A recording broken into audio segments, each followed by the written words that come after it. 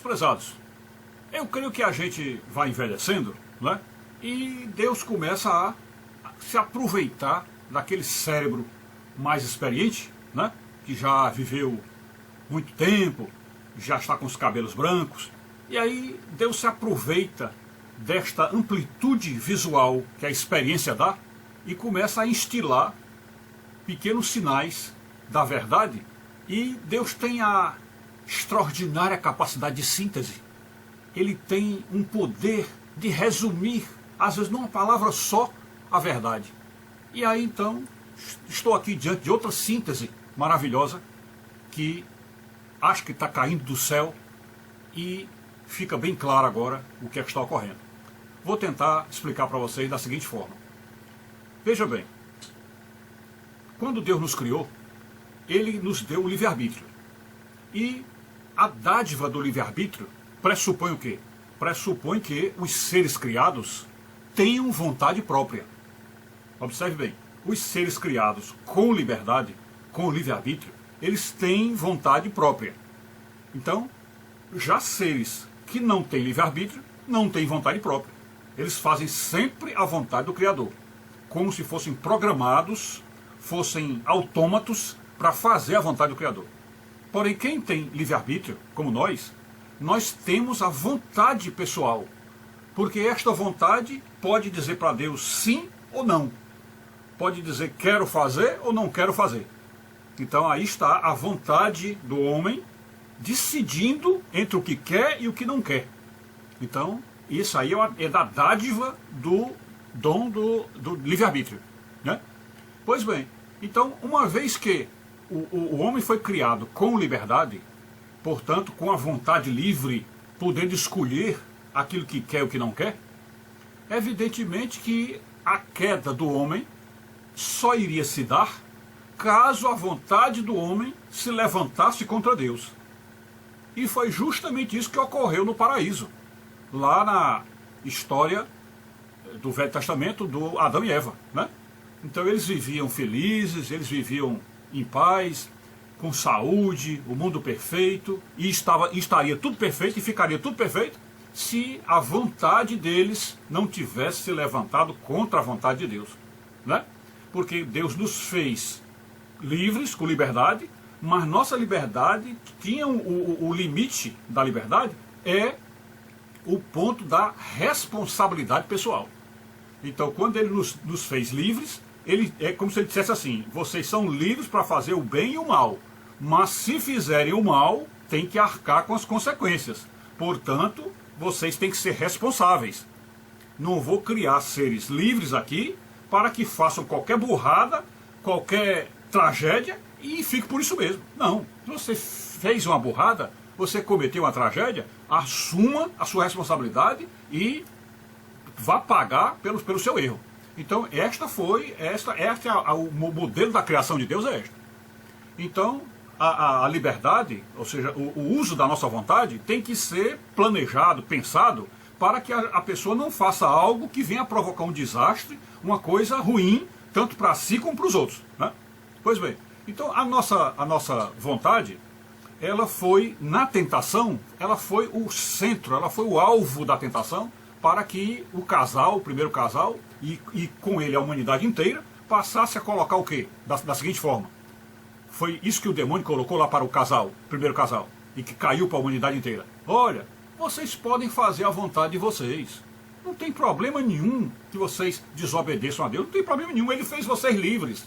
Ele fez vocês com plena liberdade. Então vocês podem fazer a vontade de vocês. E vocês estão querendo o quê? Vocês estão querendo comer a maçã? Comam. Estão querendo comer a maçã na árvore proibida? Comam. Então foi essa a ideia que foi passada para o primeiro casal. E de tanto cantar a cabeça de Eva, de tanto fazer a tentação, Eva acabou indo lá provar a maçã, né? Que tanto ouvir dentro da consciência: vai, aqui a maçã é boa, a maçã dá entendimento, a maçã é isso. A Eva foi provar, achando que uma única mordida não iria provocar nenhum prejuízo.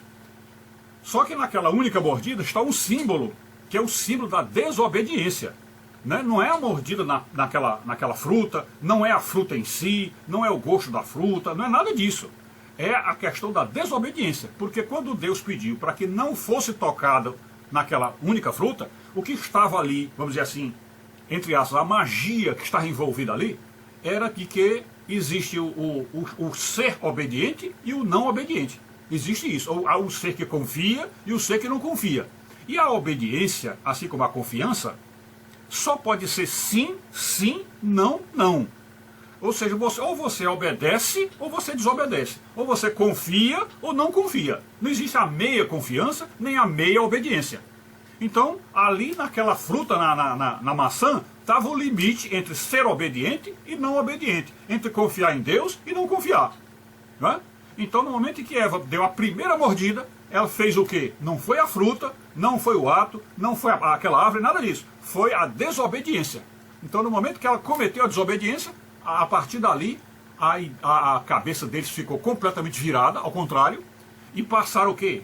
Agora tem a vontade pessoal como o trono. A vontade pessoal deles agora sim é que virou Deus. Não existe mais o Deus que manda em ninguém. Não é Deus quem manda, é a minha vontade pessoal que manda.